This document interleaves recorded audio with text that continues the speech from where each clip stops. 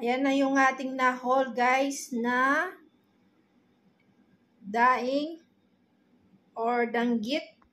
Tapos meron tayong pusit. Meron tayong lumpia, itlog at sausawan. Yung danggit at pusit galing yan ng Pinas. So watch nyo ang ating haul from Pinas. Thank you nga pala sa nagdala at sa mga sponsors na si Sir Chris, si Sir Jeff at saka si Sir Arnel ng Manay. Hi guys! Are you interested in planting, craft making, DIYs, pets, travels, cooking, and healthy lifestyles? Don't forget to subscribe and click the bell button.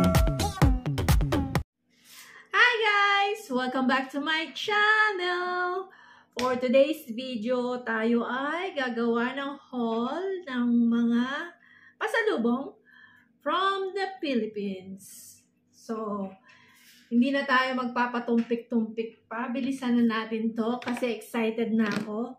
Actually, kanina lang ito dinala by, sinanda lang sa akin by Uber para mas madali. Ayan, nandito yung iba. And then, yung iba, nilagay na lang dito sa box na to. So, tatanggalin na natin. Dito na lang nila nilagay guys ha. Okay. Ayan. Dandaran. Actually, isang item lang talaga yung pinabili ko. Yung iba, bigay lang. So, maraming salamat sa nagdala, sa mga nagbigay. Thank you very much. Mamaya ko na i-mention yung mga names nyo. Ayan. First of all, meron tayong pusit. Ayan, dried pusit. Kita nyo ba guys? Amoy pusit! Ayan, meron tayong dried pusit. Diyos ko, mapapasabak tayo sa kanin nito kahit hindi tayo nagkakanin. Masarap talaga yung mga ganitong bagay sa kanin. Ayan. Tapos binigyan ako ng, ang tawag dito? Ang tawag nga ba dito? Basta, yung parang dinaing na isda, may tawag dito guys. Paki-comment nyo nga sa baba. Excited lang kasi ako masyado, kaya nakalimutan ko yung pangalan. Pag naisip ko, sabi ko sa inyo mamaya. Basta yan, ganyan. Yung isda na dinaing na dried. Hindi siya, iba yung dried tuyo eh.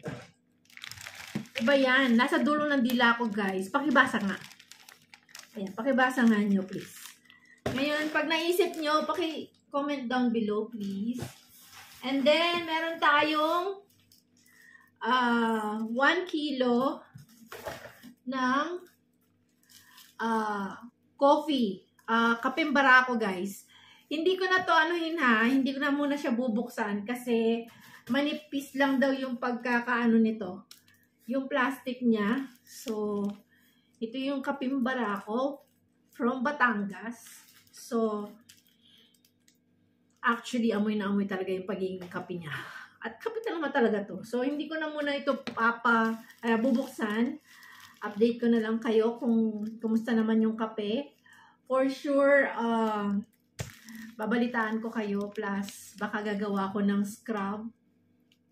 From this, yes, pwede kayong gumawa ng body scrub from the ground coffee. Actually, yung pinaglagaan or yung ginamit sa mga, kunyari, mga coffee shop na ng kape, pwede yun. Gamitin nyo yun, tapos maghalo lang kayo ng olive oil, sugar, honey, lemon. There you have it. Meron na kayong meron na kayong body scrub. Coffee body scrub. Tapos meron tayong pastillas. Ayan. Just go sweet overload. Tapos hindi ko sure kung ano to. Pero syempre tikman natin kung ano siya. Pero of course syempre matamis to. So, might as well tikman na natin kasi di ko alam kung ano siya. Yung isa, alam ko yun dahil ano yun eh. Pastillas. Pero siguro baka pastillas din to. Alam nyo, iniisip ko pa rin yung danggit! Yun! Tawag dito danggit. Naisip ko din dahil pag hindi ko yun maisip, baka mag-google pa ako. At hindi ako mapapalagay. Hanggat hindi ko siya maisip kung ano yung... O, di ba? Pasensya na kayo. At merong umeksena sa ating... Dito ka muna, Cleo. Si Cleo po yun. Pasensya na. Siguro naamoy niya siguro yung danggit tsaka yung pusit. Kaya napatalon. Mahilig pa naman kasi rin siyang tumikim na mga food na kinakain ko. So anyway, mamaya na natin to anuhin. Meron tayong anong tawag dito? Yung parang panot sa bang tawag dito. Basta ayan. Ayan siya. Yung minatamis na mani. Ang laki pa siya sa mukha ko, guys. Ayan o. Oh, di ba? Meron tayong pan-DP. Tapos, eto, meron tayong bagong jump rope na kulay puti. Actually, matagal ko nang gustong magkaroon ng puti na jump rope. Kaso lang kasi, natatakot lang kasi ako kasi nga alam ko, dumihin kasi yung puti. Pero ang ganda niya kasi tignan. So, ang binili ko na yung long handle. Kasi yung ganitong style ng Jumpman nila, ayan, wala pa ako. Parang meron ako ibang design yata or ibang klase ng ano. Kasi meron din ako, alam ko meron ako eh.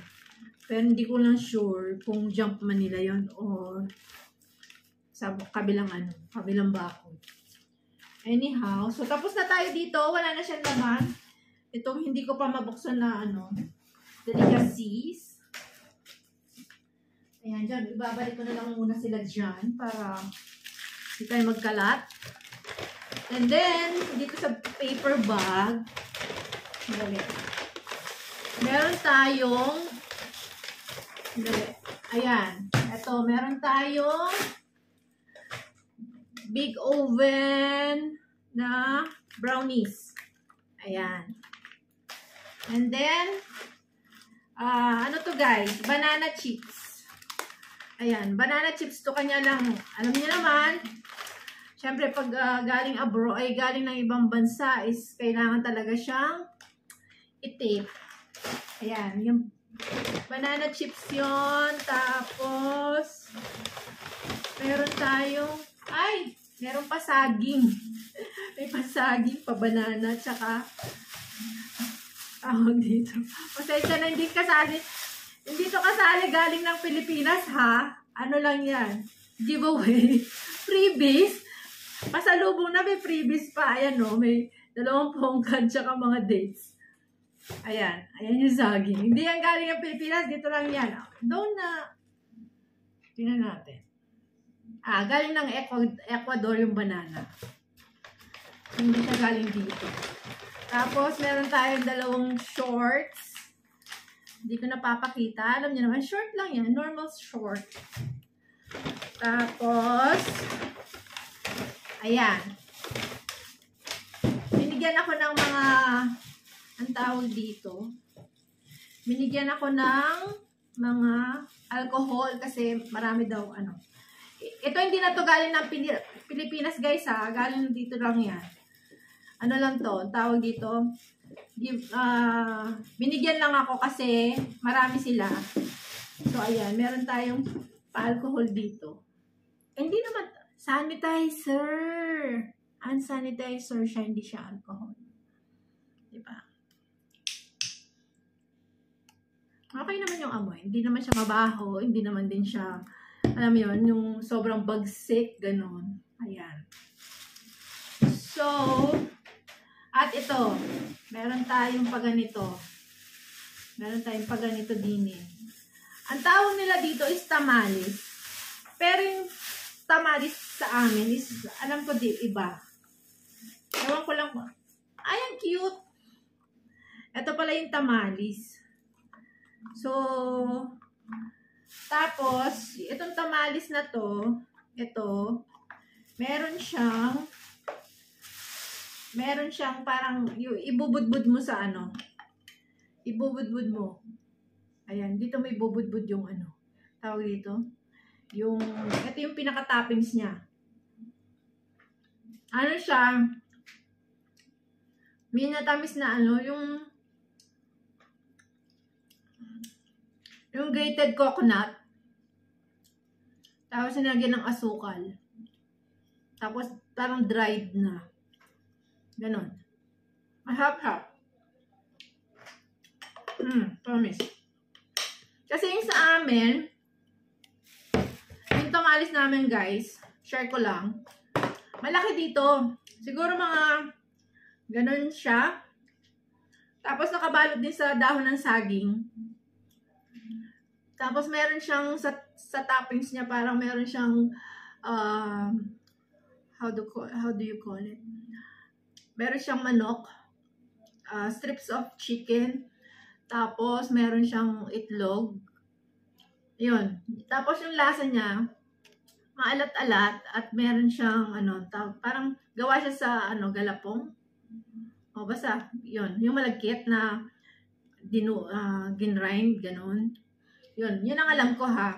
Pero sige, maghanap ako ng picture, ipopost ko dito. Ng mga, tawag doon? Yung tamales. So anyhow, ayun, yun na yung ating haul. So, ayun na yung ating kakalatan. Ayun na yung ating kalat.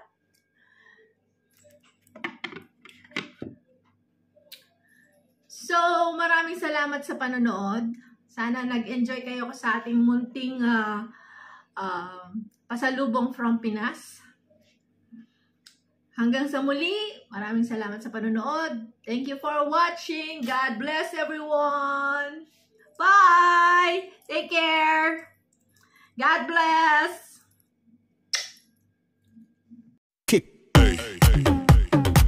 Thanks for watching. God bless everyone.